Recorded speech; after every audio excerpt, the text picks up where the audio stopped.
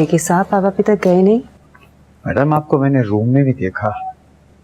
आप यहाँ बैठी हैं, सब लोग जा चुके हैं, इसीलिए मैं रुक गया था। नहीं सिद्दीकी साहब, आप भी चलिए, बस मैं थोड़ी देर में निकल जाऊंगी। ठीक है, तो मैं आपके लिए कन्वेंस अरेंज करवा देता हूँ। उसकी जरूरत नहीं है, मैं खुद ही कर लूंगी। आप जाइए, अल्लाह हाफिज। ठीक है मैडम, इजाजत चाहता हूँ।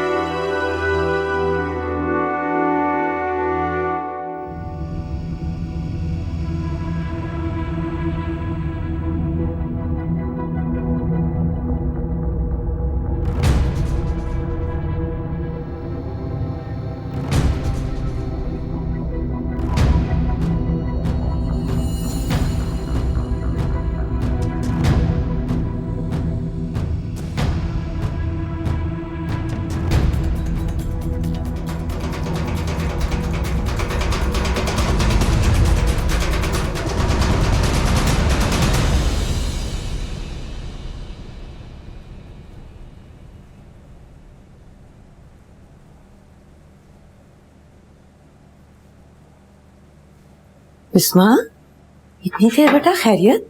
जी अम्मी, वो ऑफिस में कुछ काम आ गया था, इस वजह से देर हो गई। खाना खाओगी? नहीं अम्मी, भूख नहीं है। क्या बात है बेटे? कुछ नहीं अम्मी, बस तबीयत थोड़ी सी खराब है, मैं सोने जा रही हूँ। खुदा हाफिज।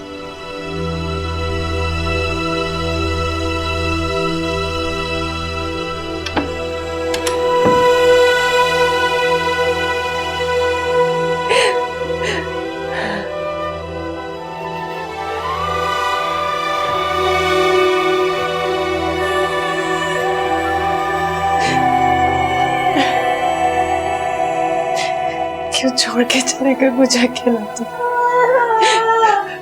मेरी जान, क्या हो गया मेरी बीवी को?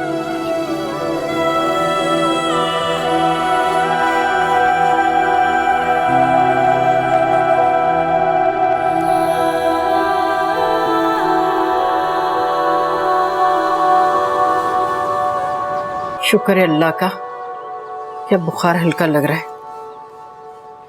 अगली डोज लोगी तो इंशाल्लाह बिल्कुल ठीक हो जाओगी। नहीं, मैंने तो आपको कहा था कि बुखार बहुत माइनर सा है, आप लोग इतना परेशान हो गए। अरे वो तो अल्लाह भला करे बेटा तुम्हारी सास का, कि वो कुछ नहीं छुपाती हमसे, वरना तुमने तो कोई कसर नहीं उठा रखी। अरे कल मना करने के बावजूद भी ऑफिस चली गई, और इतनी देर से आई तुम। मुझे ऐसा क्यों लगता है बिस्मा कि तुम खुद को जानबूझकर अजियत दे रही हो? ऐसा ही समझ लें अम्मी। बेटा तुम जिस वक्त से गुजर रही हो इसका अंदाजा है मुझे। नहीं अम्मी, मैं जिस तकलीफ से गुजर रही हूँ आपका अंदाजा भी वहां तक नहीं पहुंच सकता।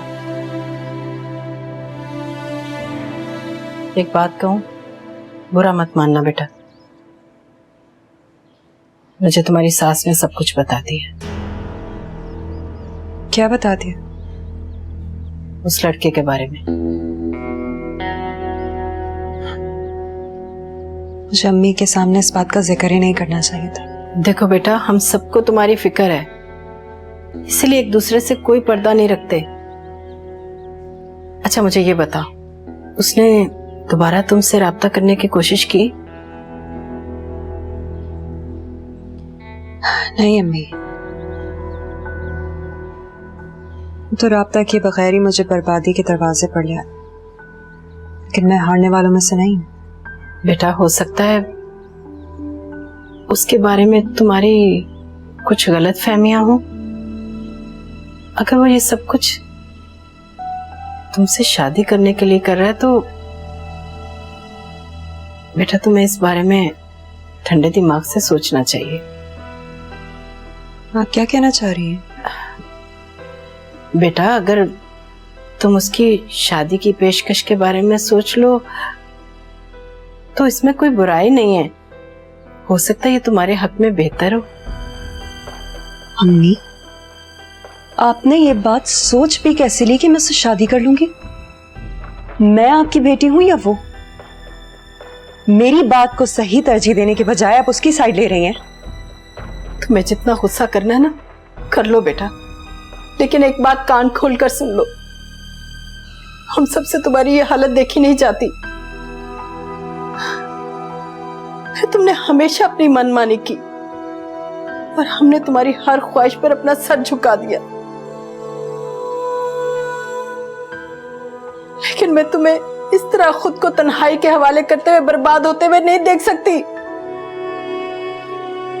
बेटा, अगर तुम्हें अपनी फिक्र नहीं है तो कम से कम अपने बेटे की फिक्र कर लो। अपने उस बच्चे की फिक्र करो, उसके मुस्तकबिल की, जिसके सर पर उसका बाप भी नहीं है। आप मेरी तबीयत पूछने आई थी ना? बिल्कुल ठीक हूँ। अब प्लीज खुदा के वास्ते मुझे अकेला छोड़ दो, क्योंकि मेरी तन्हाई मुझे इस तरह नहीं मारेगी जिस तरह आपकी बातें मुझे मार देंगी। आप प्लीज जाएं यहां से।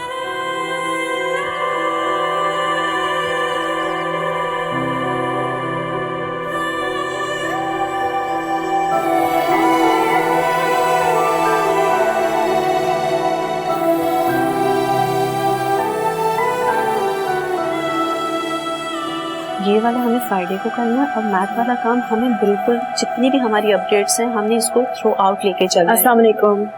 अस्सलाम वालेकुम, नाइस टू सी यू। कहाँ रह गई थी इतनी देर से? अस्सलाम वालेकुम। वालेकुम अस्सलाम। आई एम सो सॉरी, तबीयत खराब है, इस वजह से कब आंख लगी पता ही नहीं चला। तुम कल आ जाती, मुझे इन्फॉर्म कर देती। नहीं, वैसे भी मैं एक हफ्ता लेट हूँ। आप लोगों की रजिस्ट्रेशन बंद हो गई है। रजिस्ट्रेशन बंद भी हो गई हो तो क्या हुआ, हम अपने स्मार्ट से क्यूट से अशर के लिए रीओपन कर देंगे। क्यों सर, ठीक कह रही हूँ ना? अब अगर आपकी इजाजत हो और आप दिल बड़ा करें तो मैं आपके अशर को उनके फ्रेंड से मिलवाने के लिए ले जाऊं। अच्छा, आज आपका फर्स्ट डे ऑफ स्कूल, ठीक है? I want you to be brave and have fun, promise? चले boss, come come come come come come. Bisma,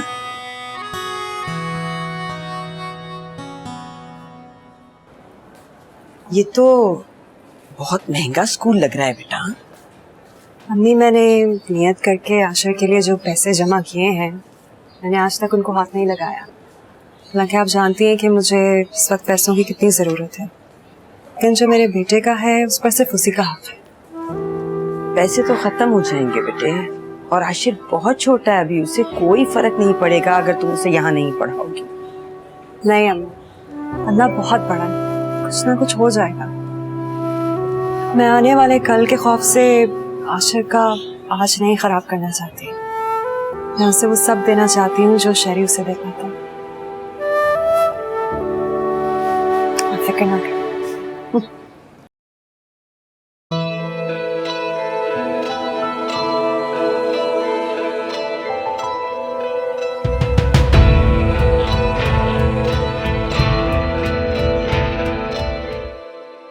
आज अचानक आपको हमें खाने पे बुलाने का ख्याल कैसे आ गया आपको?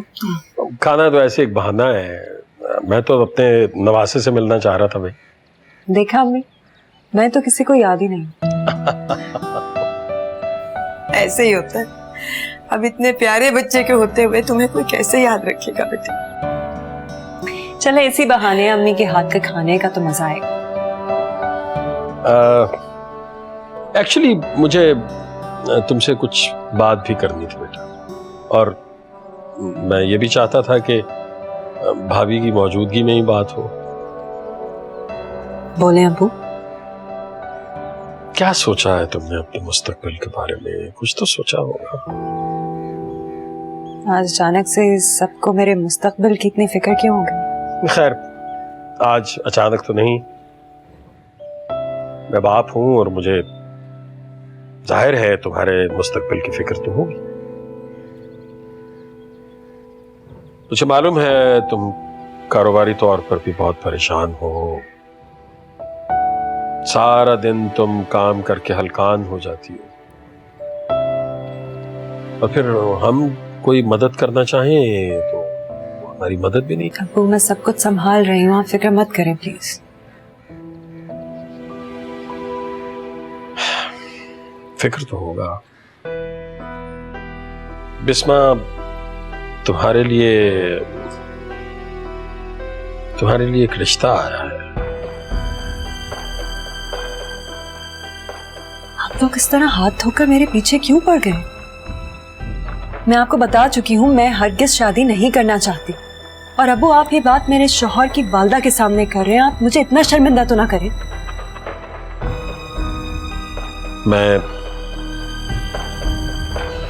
तुम्हारे शौहर की वालदा के सामने ये बात नहीं कर रहा, मैं उनके सामने ये बात कर रहा हूं जो तुम्हें अपनी बेटी समझती है। और रिश्ता भी वही लड़का लेकर आया है जिसने तुम्हें प्रपोज किया था। वो यहाँ आया था? सोच भी नहीं सकती थी कि वो इस हद तक जा सकता है। आप नहीं जानते अब्बू, उसी की वजह से मेरे हालात आज इतने बिगड़ गए। तुम्हें यकीन है, तुम्हारे पास कोई सबूत है कि उसी की वजह से हालात बिगड़े? वो आपको क्या सबक पढ़ाकर चला गया है कि आप मुझसे मेरे हालात का सबूत मांग रहे हैं? आपको मेरी बात पर यकीन नहीं है? उसने सब कुछ सच सच बताया है। मुझे अच्छी लगी उसकी ये बात। उसने इज्जत से, एहतराम से तुम्हारा रिश्ता मांगा है, इसमें बुराई क्या है बेटा? और फिर देखो ना, तुम्हें बहरहाल जिंदगी गुजारने के लिए एक सहारे की जरूरत तो है ना। अब्बू, आप ये बात कैसे कर सकते हैं? एक बच्चा है मेरा, आपने उसके बारे में भी नहीं सोचा? बच्चे के बारे में सोचा, इसीलिए तुमसे बात कर रहा हूं। बच्चे को भी जरूरत है एक बाप की। मैं उस शख्स से हरगिज शादी नहीं कर सकती। सुन लो बेटा, जरा तामुल से अपने अब्बू की बात पूरी सुन तो लो।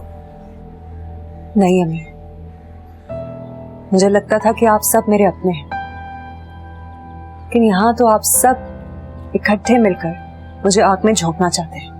मैं अपने बच्चे के लिए अकेली काफी नहीं हो अपने बच्चे के लिए। बच्चे को माँ के साथ बाप की भी जरूरत होती है, यही दस्तूर है जमाने का। इसी तरह से चल रहा है सब कुछ। तो तुम सोचती क्यों नहीं हो? तुम्हारी गाड़ी बिक गई, तुम्हारा दफ्तर बंद हो गया, फिर भी नहीं सोच रही? शहरी अगर जिंदा होता तो अपने बेटे के बारे में इस तरह नहीं सोचता। अगर शहरी जिंदा होता ना तो ना मुझे ये बातें सुननी पड़ती, ना इनके जवाब देने पड़ते। आज पहली बार मुझे एहसास हुआ है कि शहरी वाकई मर चुका है। आप लोगों का ये एहसान मैं कभी नहीं भूलूंगी।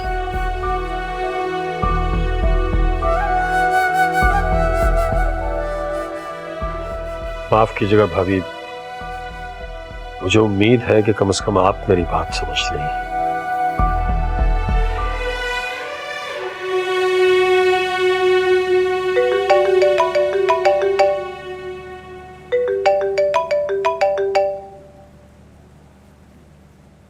जी बिस्मा, कहिए।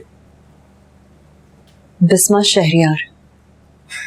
देखिए, मैं आपको सिर्फ बिस्मा के नाम से ही जानता हूँ। आपसे दरख्वास्त है मेरी, जिन लोगों का वजूद नहीं रहा उनके नाम को जिंदा रखने का कोई फायदा नहीं होगा। इस बात को समझ लीजिए। सही कहा था आपने कि अब मैं ही आपसे राब्ता करूंगी। क्या मिला आपको मुझसे मेरी कामयाबी छीनकर, मेरे अपनों को मेरे खिलाफ करके? क्या मिला जैद? अभी तक तो कुछ नहीं, बस जीतने की आदत है मेरी। कुछ भी हो जाए, जीत तो मेरी होगी। तुम मुझसे क्या चाहते हो? जवाब बस बिस्मा, मेरी शादी के प्रपोजल का जवाब और एक छोटी सी मास्टर्स। उस बदतमीजी के लिए जो आप बोल सकी। माफी तो मैं मरकर भी आपसे नहीं मांगूंगी। जहां तक बात है आपके जवाब की, वो आपको बहुत जल्द मिल जाएगा।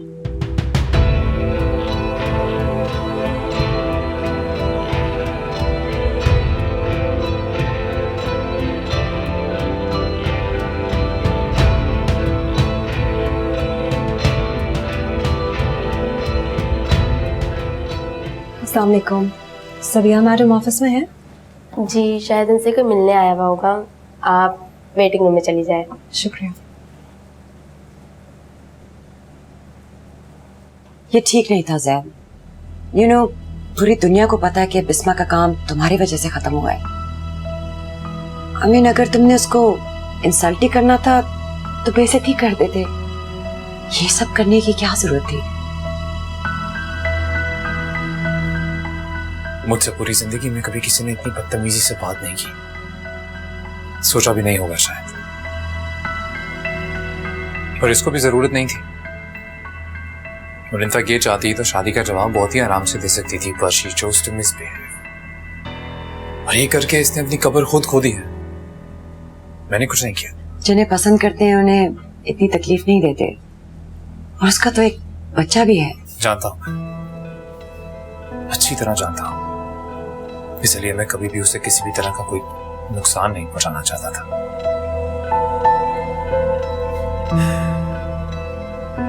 और मैं ठहरा खुद से मजबूर। और पता है, हजारों लोगों से मिलता हूं मैं, कोई 2 दिन से ज्यादा दिमाग में टिकता नहीं है। और यह है कि इस दिमाग से निकलने को तैयार ही नहीं है। और मैंने क्या किया था? थप्पड़ मारा था उसे? कोई बदतमीजी की थी? नहीं, मैंने तो बहुत डिसेंटली एक प्रपोजल रखा, उसने बदतमीजी की। तुम जानती हो यार, ये प्यार नाम की चिड़िया से कभी मेरा कोई तारुफ हुआ नहीं। मेरा काम चलता है इज्जत पर, उस पर कोई कॉम्प्रोमाइज नहीं। और उसने की बेइज्जती, इसको पछताना तो पड़ेगा ना। जो भी कहो, उसकी पर्सनल और प्रोफेशनल लाइफ बहुत मुश्किल में हो गई है। उसने अपना घर भी चलाना है। प्लीज इससे और मत बुरा करना। सभी मेरे लिए समझना बड़ा मुश्किल है कि उसने क्यों अपना घर चलाना है। जब ये जिम्मेदारी मैं लेने को तैयार हूं तो फिर क्यों? और तुम बता, एक लड़की है जो किसी की बीवी थी, एक बच्चे की माँ है, उसे मुझ में कोई दिलचस्पी नहीं, लेकिन मुझे उसमें दिलचस्पी है। और तुम्हें ऐसे लगता है कि मेरी नीयत में कोई खोट है?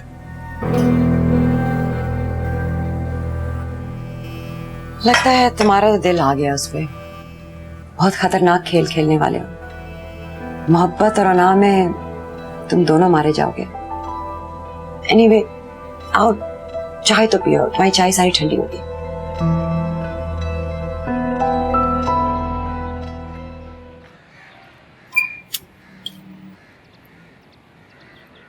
आप कौन? सैद साहब घर पे हैं? नहीं, वो तो नहीं है, उनकी अम्मी है। आप अंदर आइए।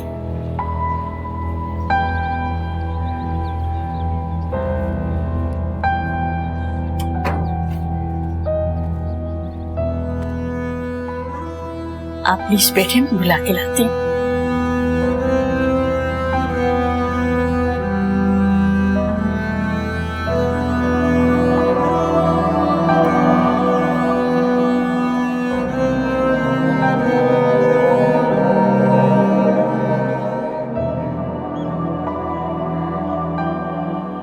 अस्सलाम वालेकुम।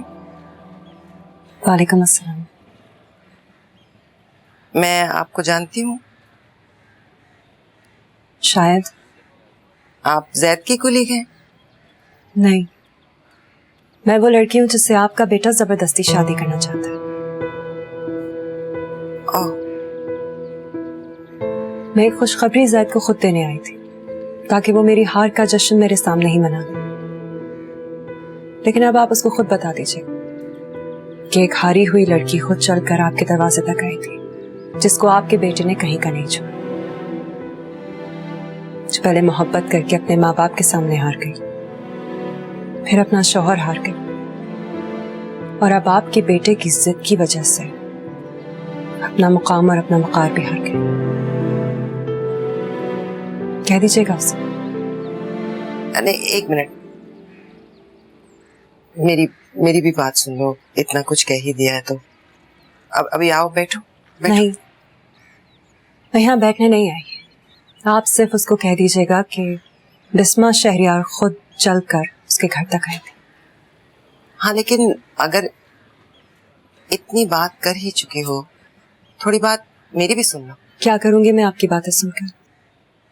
आपके बेटे की तारीफ आपके मुंह से सुन नहीं सकती मैं। क्या ये कि वो कितना अच्छा है और मैं उसे कितना गलत समझ रही हूँ, कि उसका दिल मोम का बना हुआ है, कि वो जानबूझकर भी किसी को दुख नहीं दे सकता। मैं तुमसे ऐसा बिल्कुल नहीं कहने वाली। फिलहाल मेरे पास उसके लिए ऐसे कोई अल्फाज नहीं। मैं तुमसे ये भी नहीं कह सकती कि तुम गलत कह रही। हाँ, वो अच्छा इंसान है, लेकिन कभी कभी उसके अंदर की इंसानियत मर जाती है। और नहीं है उसका दिल मोम का, वो पत्थर दिल इंसान है जो दूसरों को अजियत देकर उनकी तकलीफ में अपनी तकलीफ को कम महसूस करता है।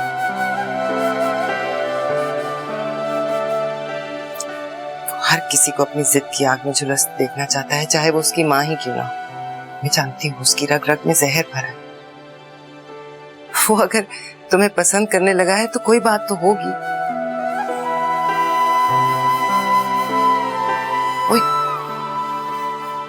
उसकी बहुत बदकिस्मती है। वो इजहार मोहब्बत भी शायद इस अंदाज में करता है कि सामने वाले को उससे नफरत हो जाए। लेकिन देखो, हो सकता है तुम्हारी मोहब्बत, तुम्हारी तवज्जो से वो बेहतरी की तरफ आ जाए। मेरे पास उसे देने के लिए नफरत नहीं है। आप मोहब्बत की बात कर रही हैं। मेरा शौहर इस दुनिया में नहीं है, लेकिन मैं अब भी उससे बेइंतहा मोहब्बत करती हूँ।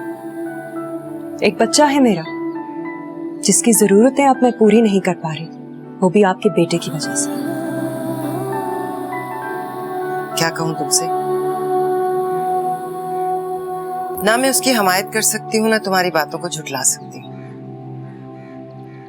उसे लगता है कि ऐसा मेरी वजह से हुआ है, और अब तो मुझे भी उसकी इस बात का यकीन होने लगा है। मेरे पास तो तुम्हें देने के लिए मशवरा तक नहीं है बेटा। मैं ज़ैद की इस खुशी का हिस्सा भी नहीं हूँ। शायद वो तुम्हें शादी के बाद इस घर में लाना भी नहीं चाहेगा। अपनी मनहूस माँ के साए से दूर रखेगा तुम्हें। लेकिन दूसरों के किए की सजा किसी और को देना ठीक है? नहीं, ठीक तो नहीं है, लेकिन ये दुनिया ऐसी ही है। ये बात तुम मुझसे बेहतर समझती। इस छोटी सी जिंदगी में तुमने बहुत कुछ देख लिया। मेरे बारे में सब कुछ जानने के बावजूद आपने ज़ैद को मुझसे शादी की इजाजत दे दी। और ये सब कुछ मुझसे सुनने के बावजूद तुम ये सवाल कर रही हो। एतराज तो मुझे तब होता जब वो मुझसे इजाजत लेता। उसे अपनी जिंदगी के किसी भी फैसले के लिए मेरी इजाजत की जरूरत नहीं है। खैर, मैं और तुम्हारा वक्त नहीं लूंगी। रुक सकती हो तो चाय पीकर जाना, वरना मैं ज़ैद को बता दूंगी कि तुम आई थी। पता नहीं तुम्हारा जवाब हाँ में हो या ना में, लेकिन शायद ज़ैद के लिए तुम्हारा यहाँ आना ही काफी है।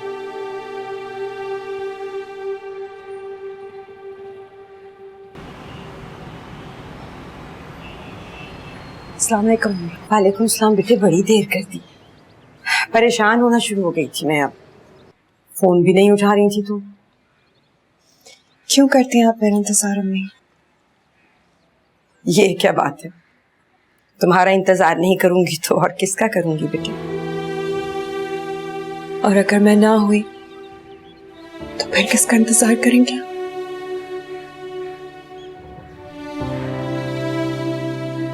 कैसी बातें कर रही हो बिस्मा? क्यों नहीं होगी तुम? कहाँ जाना है तुम्हें?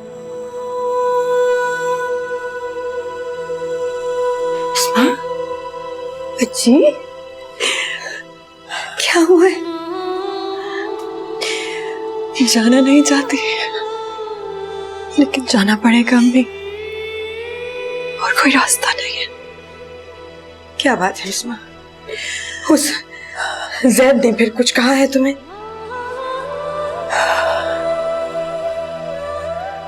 नहीं, आप जानती है ना कि मैं अपने माँ बाप से ज्यादा आपको अहमियत देती। जब सब मेरे खिलाफ खड़े थे तो आप ही तो थी जो मेरे और शहरी के साथ खड़ी थी। इसलिए आज भी मुझे आपकी इजाजत के अलावा किसी की जरूरत नहीं। किस बात की इजाजत बेटे? मैंने जैद से शादी का फैसला कर लिया है।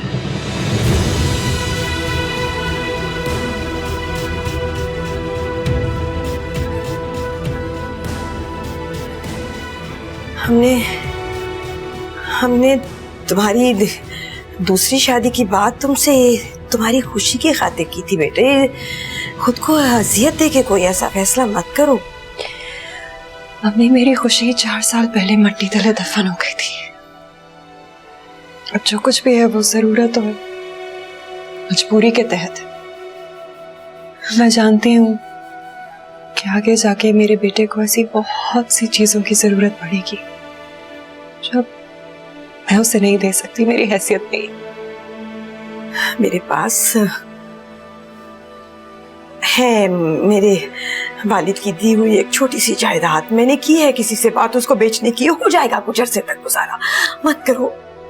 नहीं, उस पर आपका हक है, और हम चीजें बेचकर जिंदगी गुजार भी लें तो वो शख्स हमें सुकून से रहने देगा। क्या तुमने उसे जवाब दे दिया है बेटा? नहीं, आपको पहले बताना जरूरी था। मैं अपनी माँ से इजाजत लिए बगैर कोई कदम नहीं उठा सकती।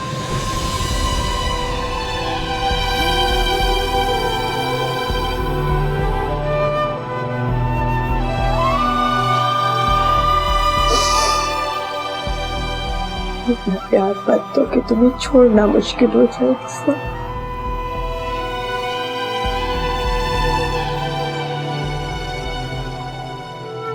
सोच भी नहीं सकती थी कि जिसे इतने प्यार से ब्याह कर लाई थी,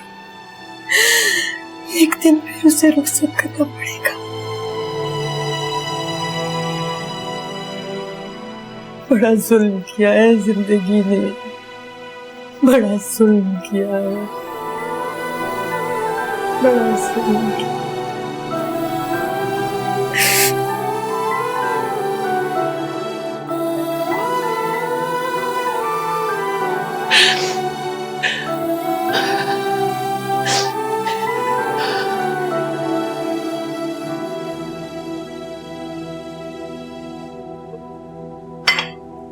बहुत देर कर दी। मैंने आपसे कहा था क्या कि मेरा इंतजार करें? नहीं, खैर कहा तो नहीं था, लेकिन आज तुमने सही मानों में देर कर दी। ये क्या पहेलियां बुझा रही हैं आधी रात? पहले ही थका हुआ आया हूं मैं। सीधी तरह कहिए क्या कहना है? जरा जल्दी आ जाते तो शायद बिस्मा से भी मुलाकात हो जाती। बिस्मा आई थी वो। क्या क्या कह रही थी? जो कुछ तुम उसके साथ कर रहे हो जाहिर है तुम्हारी तारीफ करने तो नहीं आई होगी। बहरहाल कह गई है कि तुम्हें उसके आने का बता दो। कुछ कहा? नहीं। हमेशा ही कुछ ना कुछ कहते हो ना, पर लाजवाब देखा है तो कुछ परेशानी सी हो गई।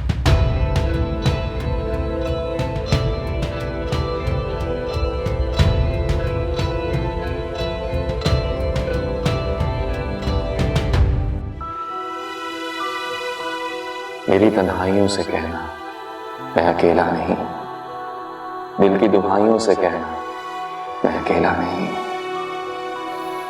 जो छोड़ गई बीच रास्ते में मेरा साथ, उन रूठी परछाइयों से कहना मैं अकेला नहीं,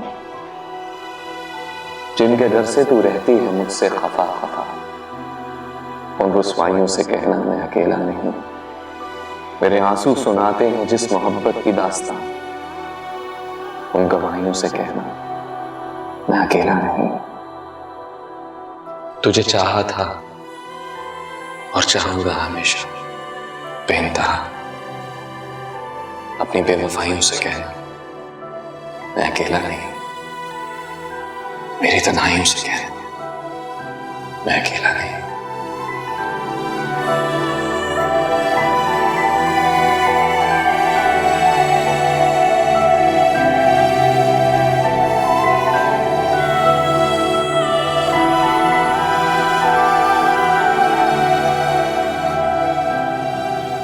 अस्सलामुअलैकुम मैडम, मैंने अकाउंट्स की सारी फाइलें टैक्सी में रखवा दी हैं। अब उसकी कोई जरूरत नहीं है सदीकी साहब, उनकी कीमत अब रद्दी बराबर है। सदीकी साहब, आप मुझे शर्मिंदा क्यों कर रहे हैं? आज तो आपको अपनी जॉब पे होना चाहिए था ना, आपका पहला दिन है। इस तरह लेट होना अच्छा नहीं लगता। मैडम, क्या आपको आज भी मेरी वफादारी पर एतबार नहीं? मैं उन लोगों में नहीं हूँ जो आपका बुरा वक्त देखकर आपका साथ छोड़कर चले गए। जानते हो सदीकी साहब, इसलिए तो कह रही हूँ कि सारी उम्र भी आपका एहसान नहीं उतार सकती। हमेशा आपकी शुक्रगुजार रहूंगी। आप मुझे ये कहकर शर्मिंदा न करें। अरे आपने तो हमारा ख्याल घर के फर्द की तरह की। न जाने क्या हो गया, बड़ा अफसोस है। मेरी दुआ है इस मुश्किल वक्त के बाद अल्लाह आपको उरूज पे पहुंचाए। अल्लाह आपको बहुत तरक्की दे। आमीन। जी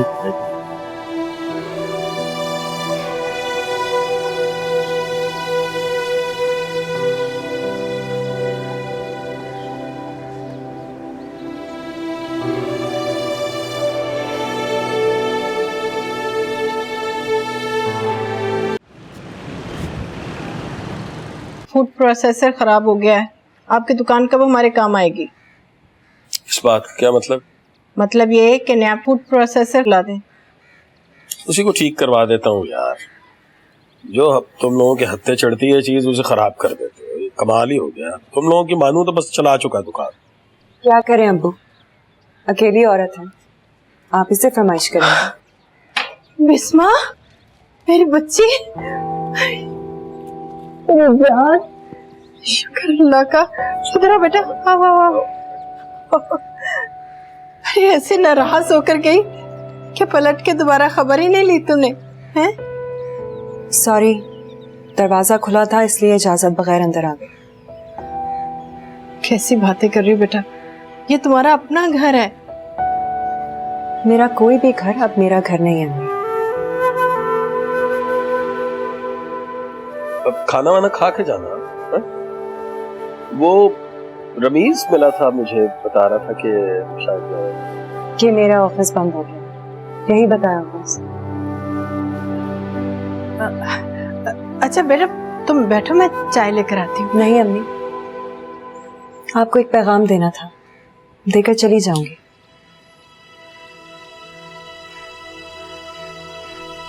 मैंने जैद से शादी का फैसला कर लिया।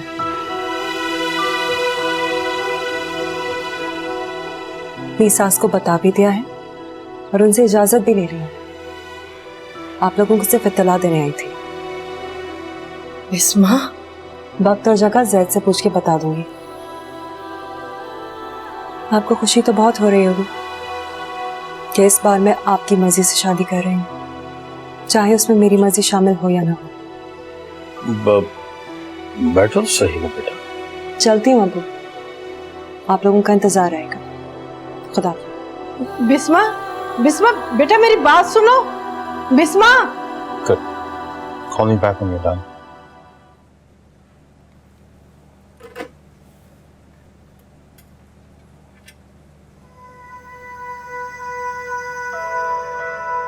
और यार कमाल, आजकल तो आप सरप्राइजेस पे सरप्राइजेस दे रही हैं। प्लीज कम इन। मैंने आपसे इजाजत नहीं मांगी है। ठीक कहा था आपने कि मैं आपको खुद कॉल करूंगी। देखें, मैं तो खुद चल के अपने कदमों पे आपके ऑफिस पे आ गई। बल्कि सिर्फ आप नहीं, दुनिया का हर मर्द ठीक ही कहता है, एक अकेली औरत की कोई हैसियत नहीं होती। आप मुझे मेरी औकात पर ले ही आए। बिस्मा, मैं सिर्फ आपका जवाब सुनना चाहता। मेरा जवाब अब तक आपको मालूम हो चुका होगा। कौन सा इनकार करने पे आप मुझे सुकून की जिंदगी गुजारने देते। मैं यहाँ सिर्फ अपने बेटे के लिए आई हूँ ज़ैद हसन। आप मुझसे शादी करना चाहते हैं ना? ठीक है, मैं आपसे शादी करने के लिए तैयार हूँ, लेकिन मेरी कुछ शराइत हैं जिनके बगैर मैं ये शादी हरगिज़ नहीं करूंगी, चाहे आप कुछ भी कर लें। कहिए। मुझे लगता है आपकी हर शर्त मंजूर होगी मुझे। मैं अपने बच्चे के बगैर नहीं रहूंगी। मैंने ऐसा आपसे कब कहा कि आपको रहना पड़ेगा उसके बगैर? आप मेरे और मेरे मरहूम शौहर की रिलेशनशिप के बीच में बिल्कुल नहीं आएंगे। मेरे बच्चे को उसके सारे हुकूक मिलेंगे। उसका रहना सहना, खाना पीना, स्कूलिंग, इस पे कोई कॉम्प्रोमाइज नहीं होगा। इसमें मैं गारंटी ले सकता हूँ इस बात की, आपके बेटे का फ्यूचर आपकी सोच से ज्यादा अच्छा होगा। वो जब चाहेगा अपनी दादी से मिल सकेगा, और मैं जब चाहूंगी अपनी सास के पास जा पाऊंगी, क्योंकि वो मेरे जाने के बाद बहुत अकेली हो जाएंगी। इनफैक्ट वो जब चाहे आपसे मिलने भी आ सकती है। आप मुझसे शादी करने के लिए अपनी माँ को नहीं छोड़ेंगे।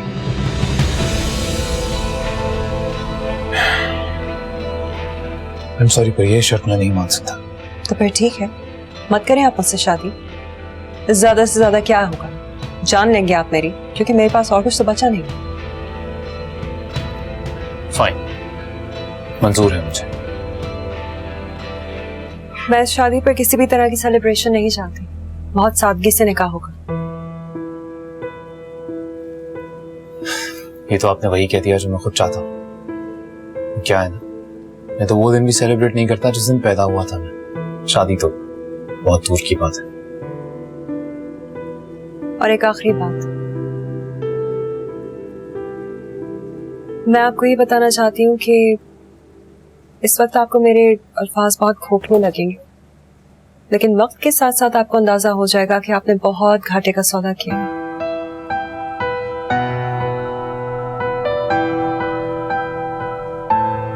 मेरे शौहर की मोहब्बत मेरी रग रग में दौड़ती है ज़ैद हसन। आप एक ऐसी लड़की से शादी करने जा रहे हैं जिसके अक्स में आपको हमेशा अपने शौहर की मोहब्बत लिपटी नजर आएगी। आपको मुझसे कोई शिकायत नहीं होगी, लेकिन आप मुझसे कभी भी प्यार या मोहब्बत की उम्मीद मत रखिएगा। आपने अपना वक्त दिया, शुक्रिया, लेकिन मैं आपको ये सजेस्ट करूंगी कि आप भी थोड़ा वक्त ले लें, सोच लें। अगर इन सब में से कोई भी शर्त आपको ना मंजूर हो तो सब मंजूर है। And I'm ready. ठीक है, आपको आपकी जीत मुबारक हो।